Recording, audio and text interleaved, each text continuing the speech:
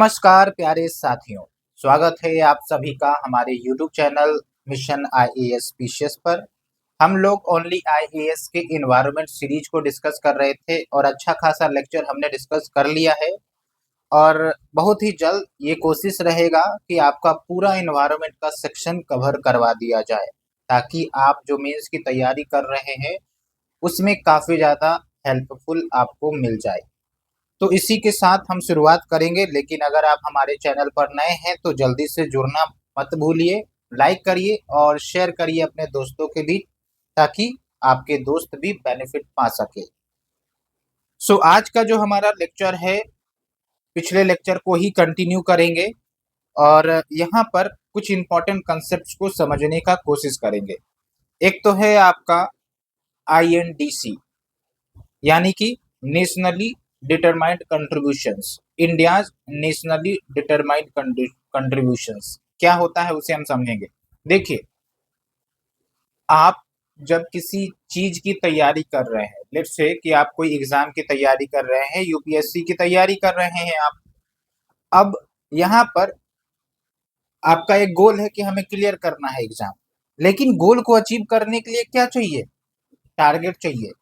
Target आप अपने को देंगे डेली बेसिस पर, मुझे पॉलिटी खत्म करना है, एनवायरनमेंट खत्म करना है या फिर हिस्ट्री के इस चैप्टर को खत्म करना है। ये आपका हो गया टारगेट। और टारगेट में भी क्या, एक तो आपका लॉन्ग टर्म टारगेट होता होगा और एक होता है आपका शॉर्ट टर्म टारगेट। तो शॉर्ट टर्म टारगेट में आप वीकली बेसिस पे या फिर डेली बेसिस पे कुछ टारगेट लेकर चलते होंगे। लॉन्ग टर्म में क्या होता है कि चलो भाई साहब, दिसंबर तक हम मेंस और ऑप्शनल्स को कवर करते हैं, उसके बाद हम प्रीलिम्स में लग जाएंगे, टेस्ट सीरीज देंगे। ये आपका लॉन्ग टर्म टारगेट हो गया। साथ ही साथ ये भी आप सुनिश्चित करते होंगे कि इंटरव्यू के लिए भी हमारी तैयारी साइमल्टेनियस हो, केस स्टडी भी सॉल्व करते रहना है। ये सब कुछ टारगेट लेके आप जरूर चलते होंगे। तो उसी प्रकार से जो हमारा नेशनली डिटरमाइंड कंट्रीब्यूशन है, जो कि पेरिस क्लाइमेट एग्रीमेंट का एक महत्वपूर्ण कंपोनेंट है, इसमें टारगेट रखे जाते हैं देशों के द्वारा कि भाई हम क्या टारगेट रख रहे हैं to achieve the objective of Paris climate change, ताकि ग्लोबल इमिशंस टेम्परेचर राइज कम हो सके।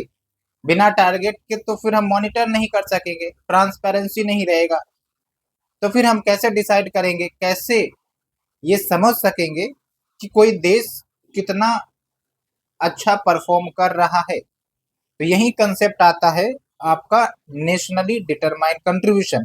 इंडिया का अपना एनडीसी है, विभिन्न मेंबर कंट्रीज के अपने अपने एनडीसी है जो कि वेरी करते हैं। तो यहाँ पर फोकस हमारा इंडिया के एनडीसी पर रहेगा।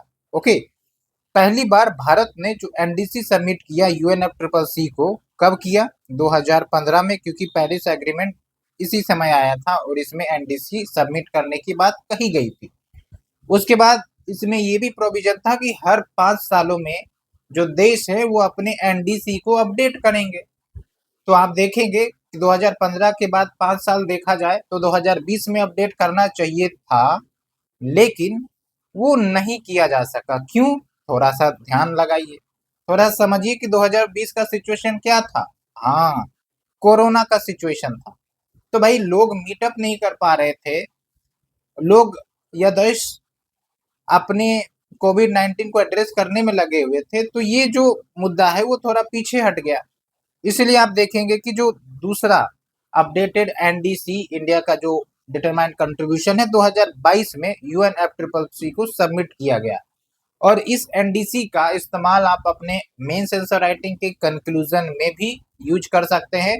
और दूसरा इंपॉर्टेंट पॉइंट मैं आपको ये बताना चाहता हूँ कि आप जरूर ध्यान रखें जब आप न्यूज़पेपर पढ़ते हैं कि आखिरकार क्या क्या इनिशिएटिव्स लिए जा रहे हैं to achieve India nationally determined contribution. तो ये मैंने थोड़ा सा होलिस्टिक अप्रोच आपको समझाने का कोशिश किया।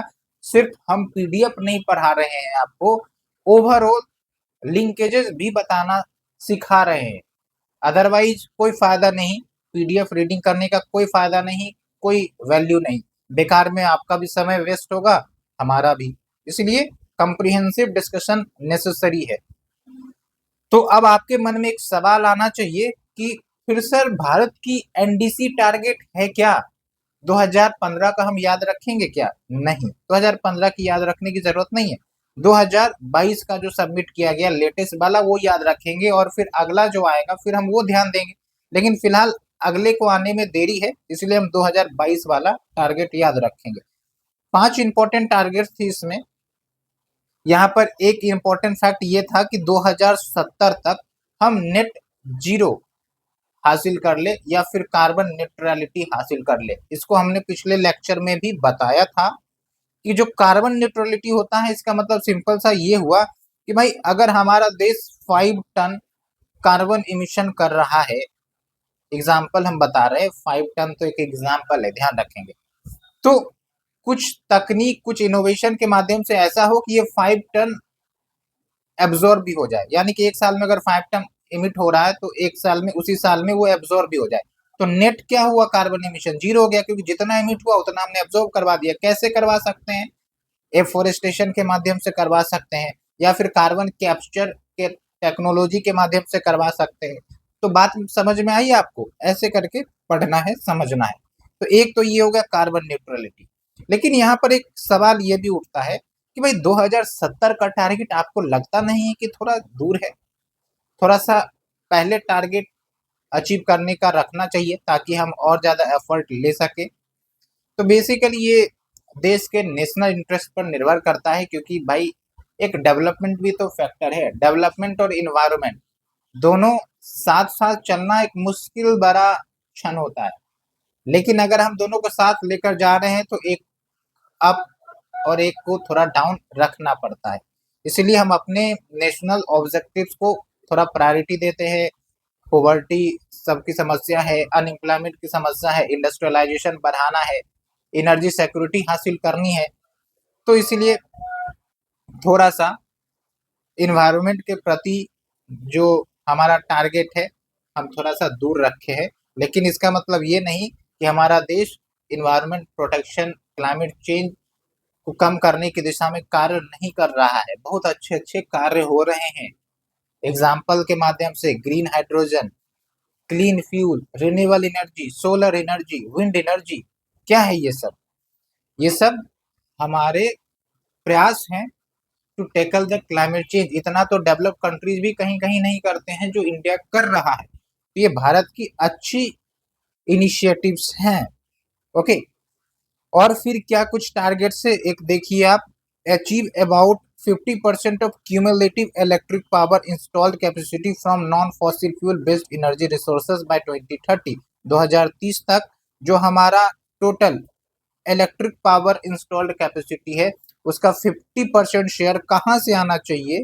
वो आना चाहिए आपका non fossil fuel based energy से, चाहे रिन्यूएबल हो चाहे न्यूक्लियर हो, ये सब नॉन फॉसिल फ्यूल के अंतर्गत आएंगे। ओके, उसके बाद क्या दूसरा है आप देख सकते हैं, reduce emission intensity. Emission intensity का मतलब हो रहा है आपका जो इमिशंस किए जा रहे हैं पर यूनिट ऑफ जीडीपी, उसको 45% से कम करना है। कब तक? By 2030 from 2005 level. ये आपके प्रीलिम्स के लिए भी इंपॉर्टेंट है, ध्यान रखना है। और इन सब को आप कंक्लूजन में, इंट्रोडक्शन में, बॉडी पार्ट्स में यूज कर सकते हैं। यूज करना कहाँ कहाँ है ये आपके आंसर राइटिंग स्किल पर निर्भर करता है कि कितना आप पॉइंट को इंटीग्रेट कर पाते हैं। ओके, फिर आप देखिए एक और है, promote a healthy and sustainable way of living. कैसे? मिशन लाइफ का कंसेप्ट आपको याद होगा जो प्रधानमंत्री मोदी ने दिया था, COP26 में दिया गया था। क्या था mission life? Life style for environment. मतलब भाई हमारा जो लाइफ स्टाइल है वो इन्वायरमेंटली सस्टेनेबल होना चाहिए। अगर दिन में बिना लाइट के आपको दिख रहा है तो फिर लाइट जलाने की जरूरत नहीं है। अगर आप ठंड में चादर ओढ़ रहे हैं, पता चला कि पंखा भी चला रहे हैं, तो फिर यहाँ पर असमझदारी वाला चीज दिखता है। तो भाई ठंडा भी लग रहा है, चादर भी ओढ़े और पंखा भी चला रहे हैं, क्या मजाक है भाई साहब, है ना? तो बहुत सारे घरों में ये चीजें होती है क्योंकि ये सब हैबिट्स का पार्ट हो जाता है, और यही हैबिट्स को चेंज करना मिशन लाइफ का ऑब्जेक्टिव है। तो काफी अच्छा कंसेप्ट है मिशन लाइफ, आप अच्छे से इसको एक्सप्लोर कर सकते हैं। इसमें बहुत सारी चीजें आती हैं डे टू डे जो बड़ा इम्पैक्ट ला सकती है। Minor changes but major impact. Okay, उसके बाद देखिए एक और टारगेट है, creation of additional carbon sink of 2.5 to 3 billion tons of CO2 equivalent, कैसे फॉरेस्ट एंड ट्री कवर को बढ़ाकर। ये 2015 में भी था, लेकिन ये आपका इस टारगेट में भी 2022 के टारगेट में भी है। ओके, जो हमारा अपडेटेड टारगेट है। अब आप यहाँ से लिंक कर सकते हैं कि जो हमारा फॉरेस्ट रिपोर्ट आया 2021 में, उसमें कहीं ना कहीं जो फॉरेस्ट कवर है उसमें बढ़ोतरी देखने को मिली। मिली कि नहीं मिली? जो फॉरेस्ट रिपोर्ट है हर 2 साल में आता है, तो 2021 का जो रिपोर्ट है उसमें बढ़ोतरी देखने को मिली। अभी 2023 का आया नहीं है वैसे, ठीक है। तो ये बातें हैं। वैसे एक टारगेट भी है हमारे फॉरेस्ट पॉलिसी का कि भाई जो फॉरेस्ट कवर है हमारा वो 33% of the total geographical area हो जाए, लेकिन अभी शायद 24% के आसपास है। तो इसको हमें और बढ़ाने की जरूरत है। तो इससे बेनिफिट क्या होगा कि हमारा जो क्लाइमेट टारगेट है या गोल है रिड्यूस करने का एमिशन को, वो भी पूरा हो जाएगा। उम्मीद करते हैं यहाँ तक अच्छे से समझ में आया होगा। बाकी और भी हैं, इंटीग्रेशन ऑफ टेक्नोलॉजी, इन सब की भी बातें कही गई है इस एनडीसी में। तो उम्मीद करते हैं जो बेसिक इंपॉर्टेंट पॉइंट्स हैं वो आपको समझ में आ गया होगा। अब चलते हैं हम अपने दूसरे टॉपिक की तरफ, कार्बन मार्केट्स। अब आप देखिए, कार्बन इमिशंस को कम करना है। इंडस्ट्री इमिशन कर रही है भर भर के, पता चला कि भाई इंफ्रास्ट्रक्चर बनाया जा रहा है उसमें से इमिशन हो रहे हैं, आपके व्हीकुलर इमिशन हो रहे हैं, खूब तेजी से इमिशन हो रहे हैं। तो भाई कम कैसे होंगे? विदाउट डिक्रीजिंग समस्या का समाधान तो नहीं होगा। एक तो हम सिंपल सिंपल बात बोलते हैं कि भाई एफोरेस्टेशन करवा दो, ठीक है, रिन्यूएबल्स को प्रमोट करवा दो। ओके, एक अच्छा तरीका जो निकल कर आया है, जो मैंने आपको बताया भी है पहले, कार्बन मार्केट। ठीक है, यहाँ पर क्या होता है कि जो कार्बन क्रेडिट्स है वो खरीदी और बेची जाती है। अब आपके मन में एक डाउट आना चाहिए, क्या है कार्बन मार्केट? अरे कुछ भी नहीं है, थोड़ा सा समझाते हैं आपको। आप मार्केट तो जाते ही है, सब्जी मंडी मार्केट भी गए होंगे, शॉपिंग मॉल गए होंगे, ऐसे ही चांदनी चौक गए होंगे अगर आप दिल्ली में रहे होंगे, या फिर कोई अन्य मार्केट जिस भी आप राज्य में होंगे, मार्केट तो आप गए होंगे कुछ ना कुछ खरीदने के लिए। मार्केट में क्या होता है, आपकी जो डिमांड है वो सप्लायर के द्वारा फुलफिल की जाती है, यानी कि खरीद और बिक्री। लेकिन नॉर्मल मार्केट में हम सब्जियां, मटेरियल्स, झाड़ू और पहनने के कपड़े, ये सब चीजें खरीदते हैं। लेकिन कार्बन मार्केट में क्या होता है, हम कार्बन क्रेडिट्स को खरीदते हैं। अब कार्बन क्रेडिट्स कहाँ से आता है, क्या कंसेप्ट है? ये जो कार्बन क्रेडिट का कंसेप्ट है एक्चुअली ये क्योटो प्रोटोकॉल से आया था। क्योटो प्रोटोकॉल याद करिए, UNFCCC, वहां से क्योटो प्रोटोकॉल निकला। कौन से साल में आया, क्या है ये याद रखना है आपको प्रीलिम्स के लिए। ओके, तो अब थोड़ा सा कार्बन क्रेडिट के बारे में समझ लेते हैं। देखिए, कोई कंपनी है, दो कंपनी मान लीजिए, ठीक है, कंपनी ए और कंपनी बी। गवर्नमेंट ने ये डिसाइड किया कि भाई साहब आप 5 मेट्रिक टन CO2 से ज्यादा इमिशन नहीं कर सकते।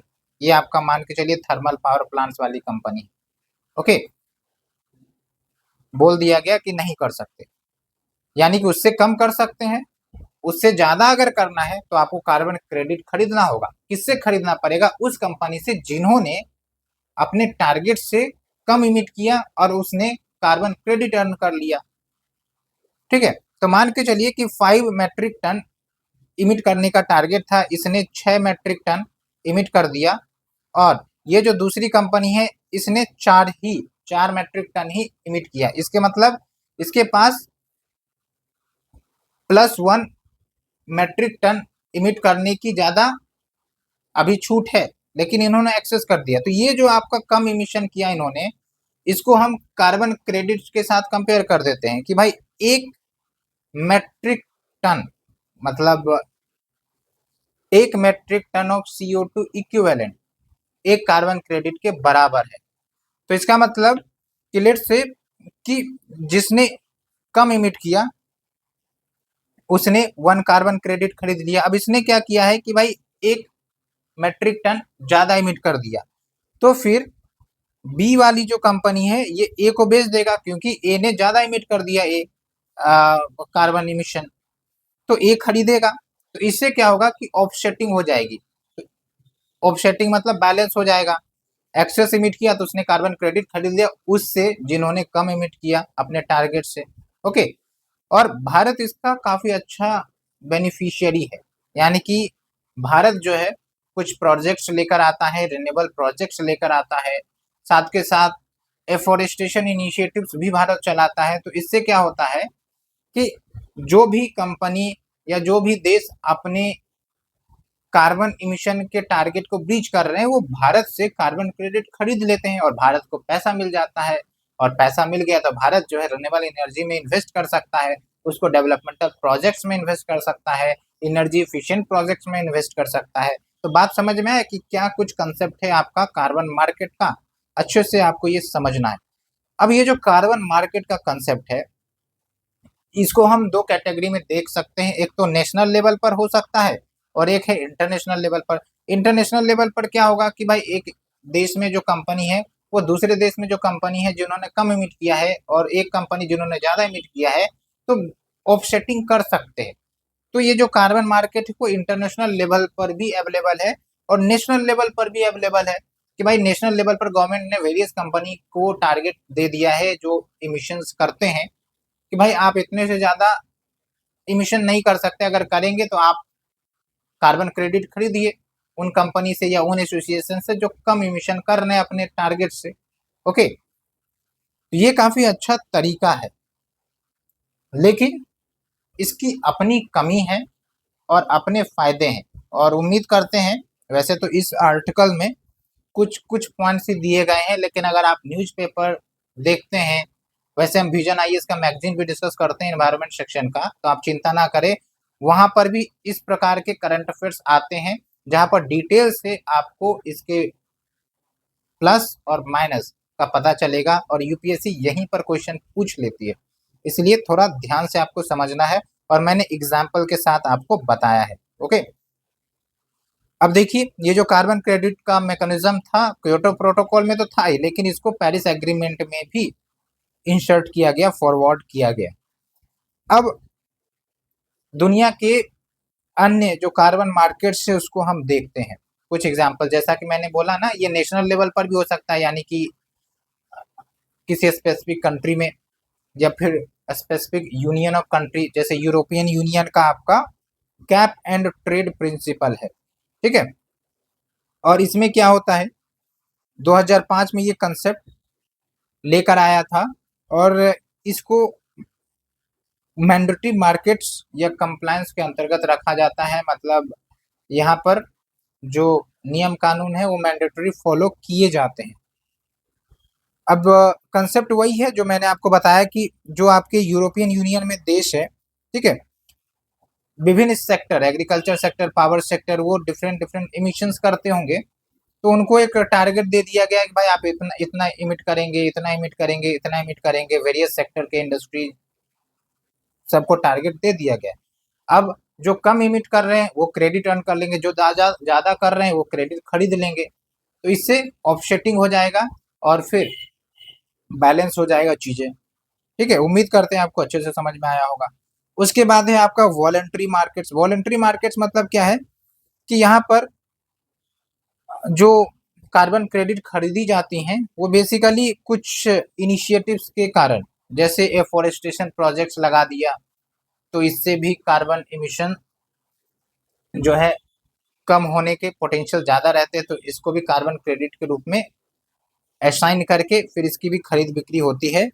उसके साथ साथ रिन्यूएबल प्रोजेक्ट लेट से कि हमने स्टेब्लिश कर दिया। एक बात आप समझ रहे हैं, एक हो रहा है हम ट्रेडिंग कर रहे हैं company to company, sector to sector, यहाँ दूसरा हो रहा है आपका कि भाई कुछ हमने इनिशिएटिव्स लगा दिया है, इनिशिएटिव्स चालू कर दिया है जो कार्बन इमिशंस को कम करेगा। तो हमने क्या किया, कार्बन क्रेडिट खरीद लिया और फिर हम इमिशन कर रहे हैं। ओके, तो ये हो गया आपका वॉलेंट्री मार्केट। और मैंने आपको बताया इट कैन बी अफोरेस्टेशन और any projects duly approved by such authority, जो रिड्यूस करते हो कार्बन इमिशंस को या फिर ग्रीन हाउस इमिशंस को रिलीज होने से रोकते हो। रिन्यूएबल्स का एग्जांपल मैंने आपको बता दिया। ओके, अब थोड़ा सा आपको यहाँ पर ध्यान रखना है कि ग्लोबल लेवल पर क्या कार्बन मार्केट स्टेटस है, और यहाँ से कुछ इंपॉर्टेंट पॉइंट्स निकल कर आते हैं जो हम आपको बताएंगे। तो देखिए 2023 में जो आपका ग्लोबल ट्रेडेबल कार्बन क्रेडिट हुआ, उसका वैल्यू आप देखिए 881 यूरो बिलियन, और अगर डॉलर में देखें तो 949 billion dollar around the world. इसका मतलब काफी अच्छा खासा कार्बन मार्केट फ्लरिश कर रहा है। इसका मतलब क्या है कि जो भी देश हैं या फिर कंपनी है जो ज्यादा इमिशन करते हैं, वो सब कहीं ना कहीं फोकस कर रहे हैं कि इमिशन रिडक्शन हो, और उसके लिए कार्बन क्रेडिट ये खरीद रहे हैं, और जिन्होंने कम किया है वो बेच रहे हैं। तो मार्केट अच्छा फ्लरिश हो रहा है वर्ल्ड ओवर पर। ओके, और इसका एक और एविडेंस है कि पिछले साल यानी कि 2022 के मुकाबले 2% का इंक्रीमेंट आया है। इसका मतलब अवेयरनेस बढ़ रही है कार्बन मार्केट के प्रति, और कंपनी इसमें इन्वेस्ट भी कर रही है। और दूसरी बात यह भी है कि अब धीरे धीरे विभिन्न देश, खासकर डेवलप्ड कंट्रीज, इन सब नॉर्म्स पर ज्यादा फोकस कर रहे हैं, इसीलिए वो कंप्लायंस बढ़ा रहे हैं वेरियस इंडस्ट्रीज के लिए, वेरियस सेक्टर्स के लिए, ताकि कोशिश हो कि हम क्लाइमेट चेंज का जो टारगेट है, जो गोल है, वो हम अचीव कर सके। दूसरा सेक्टर है आपका वॉलंटरी कार्बन मार्केट। ठीक है, वॉलंटरी वाला मैंने आपको बताया है, फॉरेस्टेशन, रिन्यूएबल प्रोजेक्ट्स, वो सब जो होता है, इसका शेयर वैसे काफी कम है, और इंडिया काफी अच्छा खासा carbon credit voluntary carbon market से ही अर्न करता है, क्योंकि भारत में फॉरेस्टेशन इनिशिएटिव, पेड़ लगाओ योजना, ये सब काफी ज्यादा चलता है। रिन्यूएबल प्रोजेक्ट्स भी चल रहे हैं, जैसे floating solar park, wind power, है कि नहीं है। तो यहाँ से भी भारत ज्यादा कार्बन क्रेडिट अर्न करता है। उम्मीद करते हैं यहाँ तक आपको अच्छे समझ में आया होगा। ग्लोबल वैल्यूएशन देखें तो $2 बिलियन ग्लोबली, जो कि बहुत ही कम है, लेकिन धीरे धीरे ये भी बढ़ेगा। उसके बाद आप देखिए cost saving from carbon credits. तो जो कार्बन क्रेडिट्स अर्न किए जाते हैं कंपनी के द्वारा, देश के द्वारा, तो इससे काफी ज्यादा बचत भी होती है उन देशों को जो कार्बन इमिशंस कम करते हैं, जो क्रेडिट अर्न करते हैं। कैसे? तो भाई अब आप देखिए कार्बन क्रेडिट इन्होंने अर्न किया, एक तो ये है कि अर्न कैसे किया, एमिशन कम किया होगा, एफॉरेस्टेशन इनिशिएटिव बढ़ाया होगा, इस तरीके से अर्न किया होगा। तो इसका मतलब क्या है, एक तो इनको पैसा मिलेगा, और दूसरी बात ये है कि ये क्लीनर एंड सस्टेनेबल फ्यूचर की तरफ मूव कर रहे हैं। तो इन्वायरमेंट का जो निगेटिव इम्पैक्ट है due to the climate change, इनको कम झेलना पड़ सकता है। ओके, तो इस तरीके से कॉस्ट भी बच रहा है। ओके, तो उम्मीद करते हैं यहाँ से आप क्लियरली अंडरस्टूड कर लिए होंगे। अब हम आते हैं इंडिया का मार्केट स्टेटस क्या है। तो इंडिया का, जैसे मैंने आपको बताया कि कार्बन क्रेडिट मार्केट है आपका $1.2 बिलियन का। ओके, एंड वर्ल्ड का second largest carbon credit market Bharat बन गया है, specifically in the field of voluntary carbon market, ये ध्यान रखना है। और भारत की जो कार्बन मार्केट अर्निंग है, या फिर कार्बन क्रेडिट की जो अर्निंग है, वो primarily driven by clean development mechanism. अब क्लीन डेवलपमेंट मैकेनिज्म क्या होता है, थोड़ा सा इसके बारे में आपको समझाते हैं। देखिए जब क्योटो प्रोटोकॉल आया था, तो क्योटो प्रोटोकॉल UNFCCC का जो एम एंड ऑब्जेक्टिव्स है उसको अचीव करवाने के लिए क्योटो प्रोटोकॉल आया, टारगेट दिए गए कि भाई डेवलप कंट्रीज के ये टारगेट है, डेवलपिंग कंट्रीज के ये टारगेट है, कॉमन बट डिफरेंशिएट रेस्पॉन्सिबिलिटी, ये सब कुछ कंसेप्ट निकल कर आया था। तो क्लीन डेवलपमेंट मैकेनिज्म के अंतर्गत क्या था, क्योंकि ये भी एक कार्बन क्रेडिट अर्न करने का तरीका था। तो अंडर द CDM जो डेवलप कंट्री है वो क्या करेंगे, डेवलपिंग कंट्रीज में पैसे इन्वेस्ट करेंगे, कौन से फील्ड में, रिन्यूएबल एनर्जी के फील्ड में, या फिर वो कोई ऐसा प्रोजेक्ट जिसके माध्यम से कार्बन इमिशन, GHG इमिशन उस देश में कम हो सकता है, रिड्यूस होगा। तो जितना रिड्यूस होगा उस बेसिस पर उसको कार्बन क्रेडिट मिलेगा। लेट्स से कि एक प्रोजेक्ट इमिट लाया गया। ठीक है, ठीक है, मान के चलिए कि भाई भारत जो है एक थर्मल पावर प्लांट स्टेब्लिश करना चाह रहा था इस साल, लेकिन थर्मल पावर प्लांट इमिट कर मतलब अगर स्टेब्लिश करते तो पता चलता कि भाई एक साल में 5 मेट्रिक टन CO2 इमिशन होता। ठीक है, आप मान रहे इस बात को, लेकिन जो आपका दूसरा देश है, मान के चलिए लेट से US, वो बोलता है कि भाई साहब हम आपके देश में ये रिन्यूएबल प्रोजेक्ट लाना चाहते हैं, आप थर्मल पावर प्लांट्स को मत स्टेब्लिश करिए, हम आपको रिन्यूएबल पावर प्लांट देते हैं, टेक्नोलॉजी देते हैं, पैसे भी देंगे, और इससे आपका एनर्जी सिक्योरिटी तो फुलफिल होगा ही, साथ के साथ आपके देश में इमिशन कम होगा। तो इसका मतलब क्या हुआ कि अगर ये रिन्यूएबल प्रोजेक्ट स्टेब्लिश हो गया तो पर ईयर हम 5 मेट्रिक टन इमिशन कम करेंगे। 5 मेट्रिक टन इमिशन कम किए तो इसका मतलब पर ईयर 5 कार्बन क्रेडिट।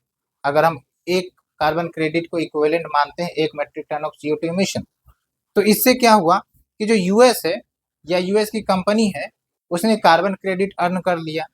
अब कार्बन क्रेडिट अर्न कर लिया तो इसका मतलब क्या है कि वो 5 मेट्रिक टन इमिशन कर सकता है। इस बात को भी आप समझिए, उसके पास सर्टिफिकेट आ गया, उसके बाद क्रेडिट आ गया, इसका मतलब वो इमिशन कर सकता है, जितने का क्रेडिट आया उसके इक्विवेलेंट CO2 इमिशन कर सकता है। ओके, तो भारत में क्या बेनिफिट आ गया कि भाई रिन्यूएबल प्रोजेक्ट्स आ गए, टेक्नोलॉजी आ गया, और भविष्य में हम सस्टेनेबल ग्रोथ की तरफ आगे बढ़ सकते हैं। ओके, ये बेसिक चीज है ज्वाइंट इम्प्लीमेंटेशन के अंतर्गत, नहीं ज्वाइंट इम्प्लीमेंटेशन नहीं, क्लीन डेवलपमेंट मैकेनिज्म के अंतर्गत। अब आपको हमें बताना है कि ज्वाइंट इम्प्लीमेंटेशन जो कि एक और मैकेनिज्म था अंडर द क्योटो प्रोटोकॉल, वो क्या है, थोड़ा आप हमें जरूर बताएं।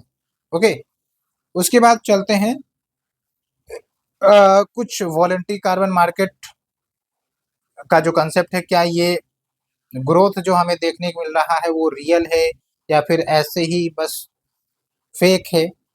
तो वो मैंने आपको शुरुआत में बता ही दिया है कि 2024 के फैक्ट के अनुसार India ranks as world second largest contributor to carbon offset in the voluntary carbon market, मैंने आपको बताया। और आप देख सकते हैं ओवर 1400 प्रोजेक्ट्स आर रजिस्टर्ड और under consideration in major crediting programmes like Verra and gold standard. Okay, लेकिन एक इश्यू हाईलाइट की गई है centre for science and environment की तरफ से plus down to earth magazine की तरफ से, दैट रिव्यूज भाई इसमें भी फ्रॉड होते हैं।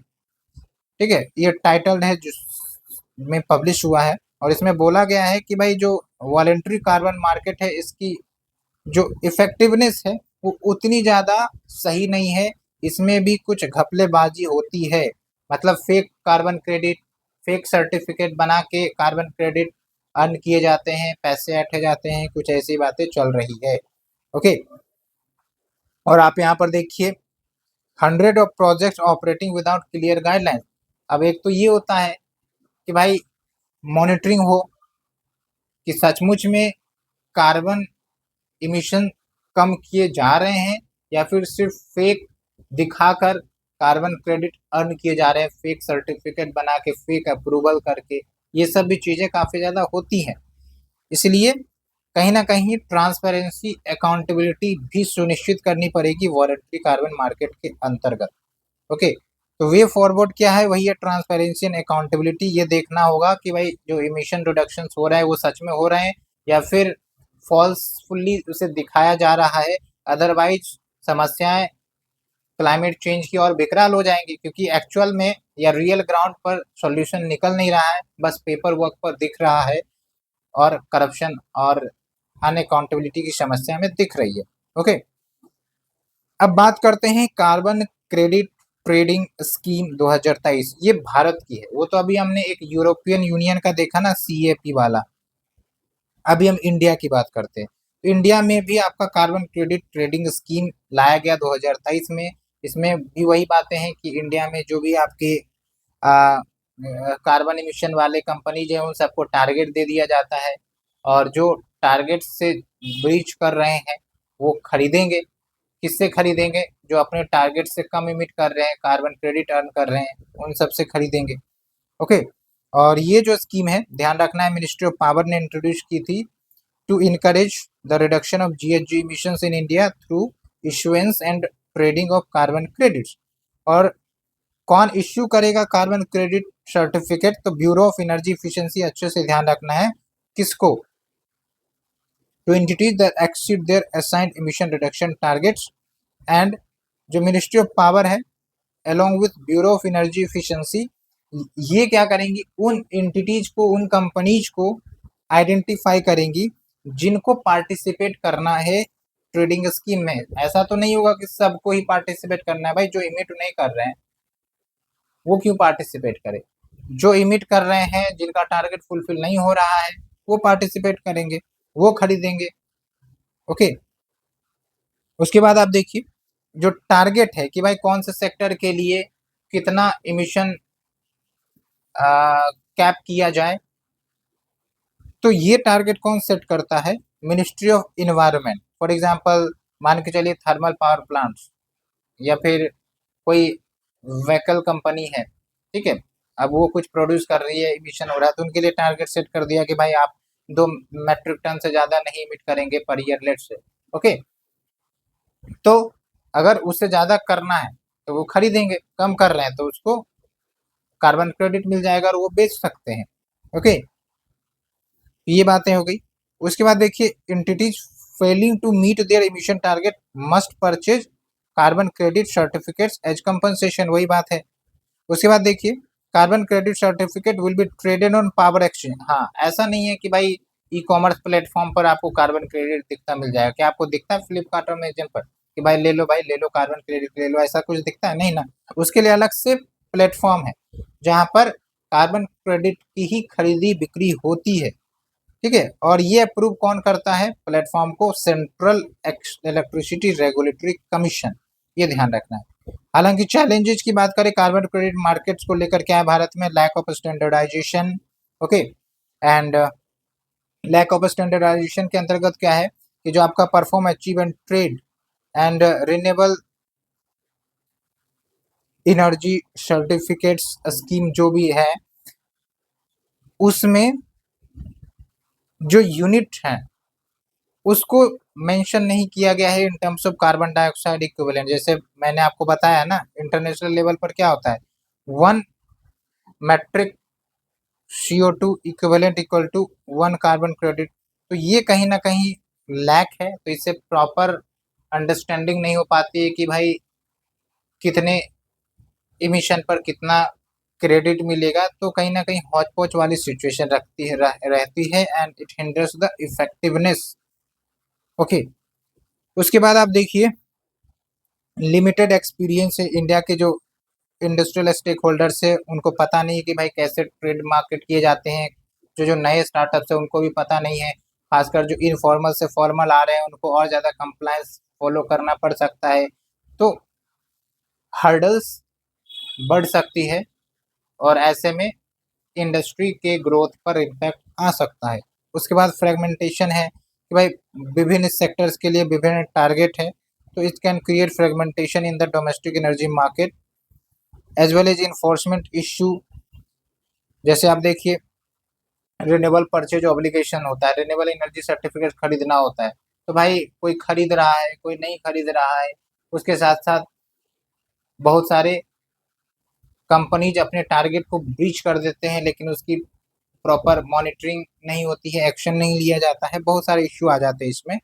उसके बाद ग्रीन वॉशिंग रिस्क, ये इसको आप अच्छे से समझिए कि भाई देखिए, एक तो ये है हमारा ऑब्जेक्टिव क्या है कि आखिर इमिशंस कम हो, लेकिन आपको नहीं लगता कि ये जो कार्बन क्रेडिट है ये एक के लिए तो बोल रहा है कि इमिशन कम करे, लेकिन दूसरे को जो पैसा वाला कंपनी है, जो रईस कंपनी है, उसको कहीं ना कहीं एक हरी झंडी दे रहा है कि बस आप इमिशन करते जाओ भर भर के और बदले में आप कार्बन क्रेडिट खरीदते जाओ। तो आपको नहीं लगता कि ये जो है अनफेयर तरीका है? या तो हम और ज़्यादा चार्ज लें ऐसे कंपनी से जो अपने टारगेट को बार बार ब्रीच करते हैं, बार बार ब्रीच करते हैं, तो उनके लिए और ज़्यादा पैसे इकट्ठे कलेक्ट किए जाएं, ठीक है। नहीं तो एक प्रकार से क्या करेंगे, ये ग्रीन वॉशिंग करते रहेंगे। इस साल उन्होंने टारगेट ब्रीच किया, पैसे दे दिया, कार्बन क्रेडिट खरीद लिया। अगले साल उन्होंने और ब्रीच किया, पैसे दे दिया, कार्बन क्रेडिट खरीद लिया। तो जो फ्रीक्वेंट वायलेटर है उनके लिए और ज्यादा पैसे मांगे जाए, है ना। ऐसा कुछ प्रोविजन हो, कहने का मतलब ये है। उसके बाद देखिए वे फॉर्मेट में क्या है, market observation, demand supply management, कि भाई डिमांड ज्यादा नहीं है लेकिन सप्लाई ज्यादा हो रही है कार्बन क्रेडिट्स की, तो ऐसा नहीं होना चाहिए। तो इसके लिए हम क्या कर सकते हैं कि इंडस्ट्रियल कंप्लायंस को बढ़ा सकते हैं, कि भाई जो जो इंडस्ट्री है जो इमिशंस करते हैं, ठीक है, तो वो कंप्लायंस नियम थोड़ा सा हम स्ट्रिक्ट कर देंगे तो डिमांड सप्लाई मैनेजमेंट भी हो जाएगा। ओके। अब एक कंसेप्ट है आपका कार्बन बॉर्डर एडजस्टमेंट मैकेनिज्म। हालांकि इस कंसेप्ट को मैंने आपको बताया भी है, एक बार फिर से यहाँ पर एक्सप्लेन कर देते हैं। ये जो कार्बन बॉर्डर एडजस्टमेंट मैकेनिज्म है, एक प्रकार से इसको आप कार्बन टैक्स मान लीजिए, ठीक है। ये कंसेप्ट यूरोपियन यूनियन ने लेकर आया है और इसके अंतर्गत होता क्या है, ऐसा मान के चलिए कि यूरोपियन यूनियन के जो कंट्रीज है, ठीक है, और जो दूसरे देश है, मान के चलिए इंडिया है। अब इंडिया ने 50 केजी स्टील यूरोपियन यूनियन के किसी एक कंट्री को एक्सपोर्ट किया, लेकिन आपको पता होगा कि स्टील के प्रोडक्शन में काफी ज्यादा कार्बन इमिशन हुआ होगा, ग्रीन हाउस गैस इमिशन हुआ होगा, ठीक है। तो ये जो सीबीएडी है, कार्बन कहा गया भाई साहब, कार्बन बॉर्डर एडजस्टमेंट मैकेनिज्म, ये कहता है कि कोई भी इन्वायरमेंटली अनसस्टेनेबल प्रोडक्ट अगर यूरोपियन यूनियन के किसी देश में आता है तो हम तो भाई CBAM यानी कि कार्बन टैक्स उस पर लगा देंगे, और काफी अच्छा अमाउंट का लगाएंगे। क्यों लगाएंगे? क्योंकि इससे जो दूसरे देश हैं वो अलर्ट हो जाएंगे कि भाई हमारे प्रोडक्ट तो बिकेंगे नहीं, महंगा हो जाएगा, इसलिए हम इन्वायरमेंटली सस्टेनेबल प्रोडक्ट्स बनाएं, हम रिन्यूएबल एनर्जी का यूज करें। एक बात तो ये हो गई। दूसरी बात ये हो गई कि यूरोपियन यूनियन का एक टारगेट है, खुद का टारगेट है, वो टारगेट का नाम है फिट फॉर 55 पैकेज। यहाँ पर आप देखिए, part of European Union fit for 55 package. इसका मतलब क्या है कि जो आपके net greenhouse gas emission है उसको एटलीस्ट 55% से कम किया जाए by 2030 and net zero emission हासिल किया जाए बाय 2050। तो इस टारगेट को भी ध्यान में रखते हुए ये कंसेप्ट को इंट्रोड्यूस किया गया है। ओके, तो उम्मीद करते हैं आपको बात समझ में आ गया होगा। और ये बहुत सारे प्रोडक्ट पर लागू होते हैं जो इन्वायरमेंटली अनसस्टेनेबल तरीके से प्रोड्यूस होते हैं, इमिशंस ज़्यादा होते हैं इन सेक्टर्स में, जैसे स्टील हो गया, कार्बन हो गया, फर्टिलाइजर हो गया, एल्युमिनियम, काफ़ी ज़्यादा ये इमिशन करता है ये सेक्टर। तो उम्मीद करते हैं आपको अच्छे से समझ में आया होगा। तो एक तो ये हो गया। अब दूसरा ये है कि भाई अगर आपको ऐसे प्रोडक्ट इंपोर्ट करने हैं हमारे देश में, यूरोपियन यूनियन के किसी देश में, तो एक तो ये है कि जो इम्पोर्टर है वो क्या करे, कार्बन सर्टिफिकेट खरीद ले। मान के चलिए कि 50 केजी स्टील प्रोड्यूस करने में 2 मेट्रिक टन CO2 इमिशन हुआ, तो भाई उसके इक्विवेलेंट आप कार्बन क्रेडिट खरीद लीजिए और फिर आप इंपोर्ट कर लीजिए। या फिर ये हो सकता है कि जो एक्सपोर्ट कर रहा है वही कार्बन क्रेडिट खरीद ले। तो दोनों चीजें हो सकती है। ओके, तो यहां तक हमने अच्छे से आपको समझाया। लेकिन इंडिया के लिए दिक्कत वाली बात है। कैसे? क्योंकि इंडिया अच्छा खासा मटेरियल्स एक्सपोर्ट करता है इन देशों में, यूरोपियन देशों में, स्टील हो गया, सीमेंट हो गया, फर्टिलाइजर हो गया। लेकिन अब यहाँ पर एक क्या चीजें लग गई है, एक रुकावट आ गई है, रुकावट या बैरियर, कि भाई अब जो है अगर आप इंपोर्ट करोगे ऐसे प्रोडक्ट्स को हमारे देश में तो हम तो कार्बन टैक्स लगाएंगे, तो भारत का जो प्रोडक्ट का कॉस्ट है वो बढ़ जाएगा। तो यूरोपियन कंट्रीज के जो कंपनीज है वो लेस इंसेंटिवाइज होंगे इंडियन प्रोडक्ट्स को खरीदने के लिए। फिर क्या होगा, वो अपना डोमेस्टिक प्रोडक्शन कर सकते हैं, डोमेस्टिक प्रोड्यूसर से खरीद सकते हैं। समझ में आ रहा है? तो इंडिया को कहाँ चोट लग रही है, इसलिए भारत ने इसको अपोज भी किया, बोला कि भाई ये डिस्क्रिमिनेटरी है, इससे प्राइजेस बढ़ जाएंगे हमारे प्रोडक्ट्स के यूरोप में और डिमांड भी कम हो सकता है and it will affect Indian export. Okay, and it also contradicts the principle of common but differentiated responsibilities and capabilities. क्योंकि भाई जब आपका क्योटो प्रोटोकॉल आया था तो उसमें CBAD यानी कि कॉमन बट डिफरेंशिएटेड रिस्पॉन्सिबिलिटी का कंसेप्ट था कि डेवलप्ड नेशन जो है उन्होंने भर भर के मिशन किए फॉर देयर डेवलपमेंट और तब जाकर वो डेवलप कंट्री बने।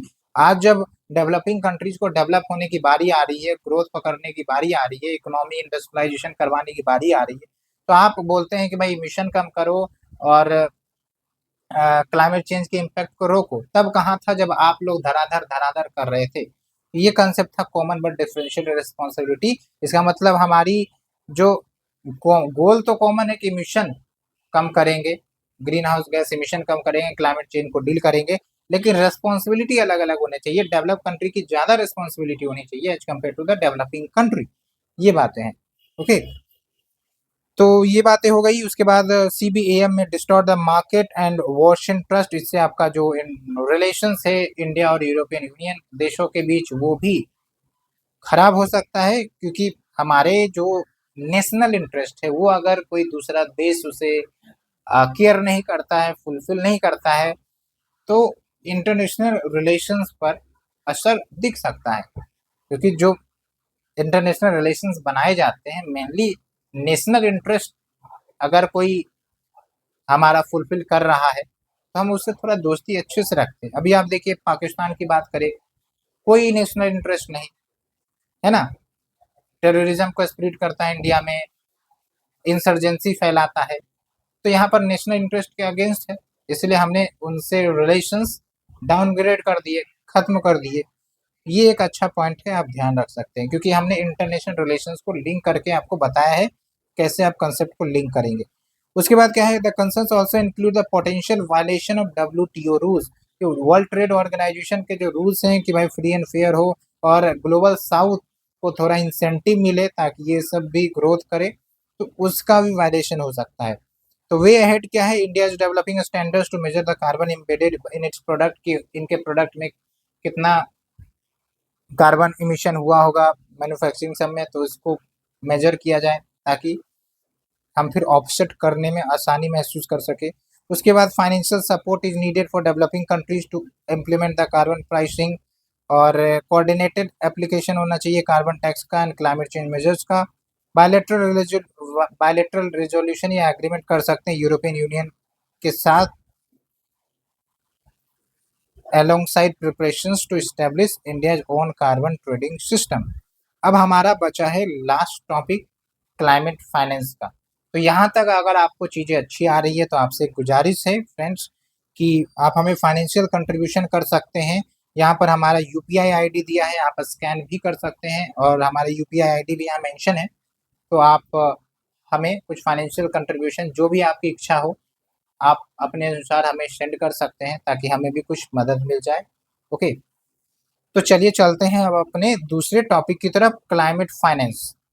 अब एक बात आप हमें बताइए कि आपको कुछ चीज़ें खरीदनी है या फिर आपको कुछ गोल हासिल करना है, क्या पैसे की ज़रूरत होगी? आपको चॉकलेट खाना है, पैसे की ज़रूरत है। आपको विदेश घूमना है, फॉरेन टूरिज्म करना है, पैसे की ज़रूरत है, बिल्कुल है।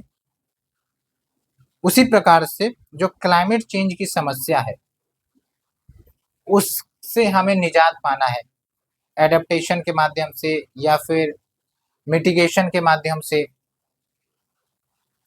तो उसके लिए हमें टेक्नोलॉजी चाहिए होगा और फिर हमें इन्वेस्टमेंट करना पड़ेगा रिन्यूएबल प्रोजेक्ट्स में, बड़े बड़े प्रोजेक्ट्स में, ताकि हम इमिशंस कम कर सके, है कि नहीं है? तो पैसे की जरूरत है। अब डेवलपिंग कंट्रीज के क्या पास उतना पैसा है? नहीं है। तो डेवलप कंट्रीज से पैसा मांगने का एक प्रोविजन भी था पेरिस क्लाइमेट एग्रीमेंट में, $100 बिलियन पर ईयर देने की बात थी, लेकिन दी नहीं जाती। तो ओवरऑल कहने का मतलब ये है कि क्लाइमेट फाइनेंस का मतलब ये हुआ कि क्लाइमेट चेंज से निपटने के लिए जो भी हमारे मिटिगेशन एंड एडेप्टेशन एफर्ट्स हैं उसमें जो पैसे लगेंगे उसी को हम क्लाइमेट फाइनेंस कह देते हैं। ओके, और एक एस्टिमेशंस के अनुसार जो हमारा लो कार्बन इकोनॉमी की तरफ शिफ्ट करना है, यानी कि पूरे वर्ल्ड को लो कार्बन इकोनॉमी की तरफ शिफ्ट करना है, तो 4 to 6 ट्रिलियन डॉलर इकोनॉमी, मतलब 4 to 6 trillion dollar per year की जरूरत होगी। क्यों? क्योंकि भाई प्रोजेक्ट्स हमें इन्वेस्ट करना पड़ेगा ना, टेक्नोलॉजी नई नई लानी पड़ेगी, R&D करना पड़ेगा, इनोवेशन करना पड़ेगा। तो आप किसी को फ्री में तो बैठा काम नहीं करवाएंगे, पैसे देने पड़ेंगे ना उसे। खासकर रिसर्च करना है तो बहुत सारे मटेरियल्स इक्विपमेंट्स की जरूरत पड़ती है, फिर प्रोजेक्ट इंप्लीमेंट करवाना है, सोलर प्लेट्स लगाना है, तो पैसे खर्च पे खर्च होंगे। तो इसलिए ये इतना आपका रिक्वायर्ड होगा। और फिर आप देखिए UNFCCC, Kyoto protocol, Paris agreement, ये फाइनेंशियल असिस्टेंस की बात करता है, जो कि हमने बताया फ्रॉम पार्टीज जिनके पास फाइनेंशियल रिसोर्सेज ज़्यादा है, जैसे कि आपका develop country, industrialise country, those which are less financially active and more vulnerable. ये था, मतलब ज़्यादा से कम की तरफ ट्रांसफ़र करो। ओके, तो ये इंपॉर्टेंट फैक्ट्स हमने आपको बताया। फिर देखिए फाइनेंशियल मैकेनिज्म क्या है अंडर द UNFCCC। तो एक तो है ग्लोबल इन्वायरमेंट फैसिलिटी, ये वर्ल्ड बैंक के अंतर्गत इस्टेब्लिश्ड है और ये बहुत सारे फंड को मैनेज करता है। एक तो है special climate change fund, least develop countries fund. तो आप देख सकते हैं ये स्पेसिफिकली लीस्ट डेवलप कंट्रीज के लिए फंड एलोकेट करता है, ताकि ये कार्बन मतलब क्लाइमेट चेंज के इम्पैक्ट से निजात पा सके, इम्पैक्ट कम हो सके। उसके बाद एडेप्टेशन फंड है। उसके बाद ग्रीन क्लाइमेट फंड है। ग्रीन क्लाइमेट फंड के अंतर्गत आप देखिए $100 बिलियन एनुअली मोबिलाइज करने की बात थी by 2020 to support the developing countries in their low emission and climate resilient endeavours. Okay, इतना बात आप समझ लीजिए। फिर एक कंसेप्ट आता है एडेप्टेशन एंड मिटिगेशन का। उम्मीद करते हैं ये तो पता होगा, लेकिन फिर भी हम समझा देते हैं। एडेप्टेशन का मतलब ये हुआ कि भाई क्लाइमेट चेंज एक रियलिटी बन गई है, तो इसका इम्पैक्ट हमें देखने को मिल रहा है। तो इसका समाधान इंसानों के लिए क्या है कि वो अडॉप्ट कर, यानी कि गर्मी लग रही है तो चलो AC का प्रोविजन कर देते हैं, कूलर का प्रोविजन कर देते हैं। उसी प्रकार से अगर फ्लडिंग आ रही है तो फिर रिवर चैनल को थोड़ा हम मॉडिफाई कर देते हैं, ठीक है। या फिर लेट से आपका आइलैंड जो है वो डूब रहा है, तो उसको हम बैरियर क्रिएट कर देते हैं। तो ये सब एडेप्टेशन का तरीका हुआ। मिटिगेशन का मतलब क्या हुआ कि हम इमिशंस को ही कम कर रहे हैं, रिड्यूस कर रहे हैं। तो इमिशंस कम होगा तो इससे हम डायरेक्टली क्लाइमेट चेंज के इम्पैक्ट को एड्रेस कर सकते हैं। तो हो जाएगा मिटिगेशन का एग्जाम्पल। ओके, जैसे हम रिन्यूएबल एनर्जी प्रोजेक्ट ला रहे हैं, एफोरेस्टेशन कर रहे हैं, तो क्या है, ये मिटिगेशन एफर्ट है, इससे आपका कार्बन इमिशन रियल में कम होगा। ओके, अब बात करते हैं भारत में क्लाइमेट फाइनेंस का क्या स्टेटस है। तो भारत को कितने का क्लाइमेट फाइनेंस की जरूरत है, अगर अपने टारगेट को अचीव करना है, ये आप यूज कर सकते हैं। मेंस में आंसर राइटिंग में ध्यान रखें इसको। तो cumulative investment, total investment of $6 to 8 trillion की लगेगी ड्यूरिंग द पीरियड 2015 से 2030 for the energy system transformation, यानी कि जो नॉन रिन्यूएबल फॉसिल फ्यूल्स पर हम निर्भर है, उससे हम रिन्यूएबल सब की तरफ आए। और $10 ट्रिलियन की जरूरत पड़ेगी to achieve the net zero emission by 2070। ये ध्यान रखिएगा। कहाँ से हम मोबिलाइज कर सकते हैं, तो एक तो हमारा national adaptation fund for climate change है। उसके बाद ग्रीन बॉन्ड जारी किए जाते हैं कंपनीज के द्वारा, रिन्यूएबल एनर्जी कंपनीज के द्वारा, ताकि लोग इसमें इन्वेस्ट करें और जो पैसे आए उसको हम रिन्यूएबल प्रोजेक्ट में मोबिलाइज कर सके। उसके बाद आप देखिए the first green bond issued by Yes Bank in 2015। उसके बाद sustainable finance group under RBI इसको क्रिएट किया गया है। उसके बाद देखिए सोवरिन ग्रीन बॉन्ड का introduction in the union budget 2022-23, ताकि जो भी हमारे ग्रीन इंफ्रास्ट्रक्चर प्रोजेक्ट्स है उसमें इन्वेस्टमेंट को मोबिलाइज किया जा सके। अब एक सवाल हम आपसे पूछते हैं कि आखिरकार ग्रीन इंफ्रास्ट्रक्चर क्या होता है, थोड़ा सा आप रिसर्च करके जरूर कमेंट में बताएं। उसके बाद देखिए क्या इश्यूज हैं, चैलेंजेज है regarding the climate finance in India.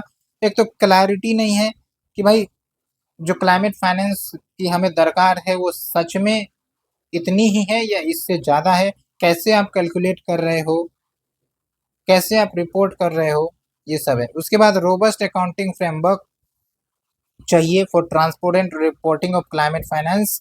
उसके बाद थ्रेट टू कंट्रीब्यूशंस, जैसे जो डेवलप्ड कंट्रीज को पैसे देने की बात कही गई थी डेवलपिंग कंट्रीज को, ताकि डेवलपिंग कंट्रीज इन पैसों का इस्तेमाल करके ट्रांजिशन कर सके from fossil based economy to renewable और नॉन फॉसिल बेस्ड इकोनॉमी। तो बहुत सारे देश जो पैसे देते ही नहीं है, जैसे आप देखिए US pulled out of the Paris agreement, और फिर पैसे जो देने की बात थी, मोबिलाइज करने की बात थी, $100 बिलियन पर ईयर, वो भी नहीं आ रही है। उसके बाद बाइज्ड टुवार्ड्स मिटिगेशन, जो most of the climate fund है वो मिटिगेशन की तरफ जाता है रेदर देन एडेप्टेशन। उसके बाद देखिए selective interest, climate finance mostly concentrated on renewable energy, green building, इन सब पर ज़्यादा फोकस किया जा रहा है। जबकि एग्रीकल्चर जो कि one of the biggest emitter of GHG होता है ना, डिग्रेडेशन ऑफ लैंड, वाटर, इन सब पर उतना ज़्यादा इन्वेस्टमेंट मोबिलाइज नहीं हो सकता, नहीं हो पाता, सकता नहीं, हो नहीं पाता। वे फॉरवर्ड क्या है, प्रॉपर लेआउट होना चाहिए क्लाइमेट फाइनेंस का, और सेक्टर वाइज डिस्ट्रीब्यूशन तो होना ही चाहिए कि भाई कौन से सेक्टर को मोबिलाइज किया जाए। जो आपके सोए हुए सेक्टर है उसमें भी इन्वेस्टमेंट करने की ज़रूरत है, ठीक है। ट्रांसपेरेंसी, अकाउंटेबिलिटी होना चाहिए। उसके बाद कितने पैसे की ज़रूरत है उसका प्रॉपर एनालिसिस किया जाए, फाइनेंशियल अकाउंटेबिलिटी हो, वह जो पैसे खर्च किए जा रहे हैं वो सही खर्च किए जा रहे हैं कि नहीं जा रहे हैं, ठीक है। लाइक सीएजी मॉनिटर कर सकते हैं इसको, एनजीटी गाइडलाइंस इश्यू कर सकती है ऑन द स्क्रूनिटी। उसके बाद सेपरेट एंटिटी होनी चाहिए to deal with the climate finance that can oversee all of the climate change mechanism supported by government. तो ये पूरा आपका आर्टिकल कंप्लीट होता है, और ये उसके साथ चैप्टर भी कंप्लीट होता है। हम सब 51 पेजेज आ गए हैं, तो लगभग आपका 70 पेजेज और बचे हैं। और यहाँ पर कुछ कीवर्ड आपको ध्यान रखना है जो यूज कर सकते हैं, जैसा कि मैंने टॉपर्स के आंसर राइटिंग में भी आपको दिखाया था कि वो कैसे कीवर्ड का इस्तेमाल करते हैं। क्लाइमेट अपार्थेड, यानी कि क्लाइमेटिकली भेदभाव करना, ठीक है। उसके बाद थिंक ग्लोबली, एक्ट लोकली, ये सब अच्छे अच्छे कीवर्ड है। Carbon offsetting, carbon sequestration, flood management to flood governance, ये सब अच्छा कीवर्ड है। Shift from subsistence to sustainability, from culture of indifference to culture of safety, है ना। Build back better, pollution to solution, closing the commitment gap, कि जो हमने commitment किया है उस गैप को बढ़ने नहीं देना है, कम करना है, तभी हम हासिल कर सकते हैं अपने ऑब्जेक्टिव्स को। ये पूरा टॉपिक आपका अच्छे से कंप्लीट हो गया विद गुड एग्जांपल्स। उम्मीद करते हैं आपको एक एक पॉइंट अच्छे से क्लियर हो गई होगी। प्रीवियस ईयर पेपर को हमने शुरुआत में ही डिस्कस कर दिया था, और आपसे बोला भी था कि प्रीवियस ईयर पेपर को लैंप लाइट की तरह यूज करिए और फिर एनालाइज कीजिए कि भाई आपकी तैयारी कैसी है। अब आप प्रीवियस ईयर पेपर के आंसर लिख सकते हैं, और आप अपने आंसर हमें ईमेल भी कर सकते हैं ask2missionIASPCS@gmail.com, वहाँ पर आप मेल कर सकते हैं। नेक्स्ट जब हम मिलेंगे तो हम sustainable development and waste management पर चर्चा करेंगे। बेसिक से शुरुआत करेंगे, सस्टेनेबल मैनेजमेंट क्या है, और ये भी बताएंगे कि जो सस्टेनेबल डेवलपमेंट है उसको आप कैसे यूज कर सकते हैं, एक एक उसके जो गोल्स है उसके कंक्लूजन और इंट्रोडक्शन में कैसे यूज कर सकते हैं, जो आपके आंसर को और इनहेंस करेगा। टॉपर्स यही करते हैं, उनके पास ऐसा नहीं कि नॉलेज भरा पड़ा होता है, वो इंटीग्रेशन करना जानते हैं नॉलेज को, जो भी इंफॉर्मेशन उनके पास है उसको इंटीग्रेट कर देते हैं आंसर में, दैट्स द की। ओके, और यही आपको सीखना है। So thank you friends, thank you very much. Video अच्छी लगी हो, पसंद आई हो तो प्यार से शेयर करिए, और मुस्कुरा के लाइक करिए, और हंसते हंसते सब्सक्राइब करिए। Thank you very much.